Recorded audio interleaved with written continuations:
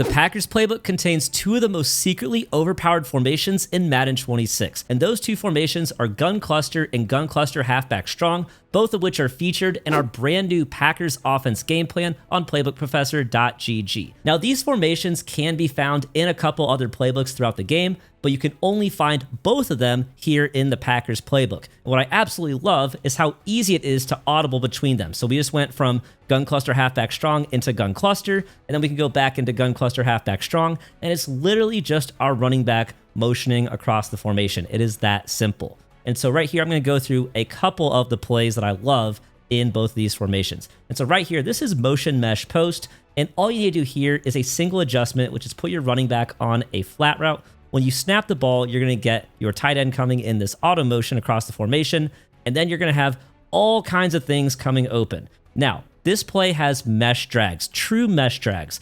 And what not everyone knows is that mesh drags are a little bit different than hot routed drags. And what mesh drags are going to do is against zone coverage, they are actually going to sit in the soft spots in between the zones. And that's exactly what happened right here. You see our drag coming from the left side. Because this was zone coverage, it actually sat down in the open space rather than carrying across the field. So that's why he kind of stopped briefly, but that can be very, very useful so that if your opponent is in something like a cover 3, it will prevent your drag from running into a hard flat on the outside, and instead he'll just kind of sit in the soft spot before he gets to the hard flat on the edge. Now right here, I just audibled the defense into cover 1, because I want to show you guys that mesh drags do amazing against man coverage. Mesh drags beat man coverage better than hot routed drags do. If we go ahead and snap this ball, you're going to see right here that our drag coming from the right completely cooked the man coverage, and that's an easy completion on the outside.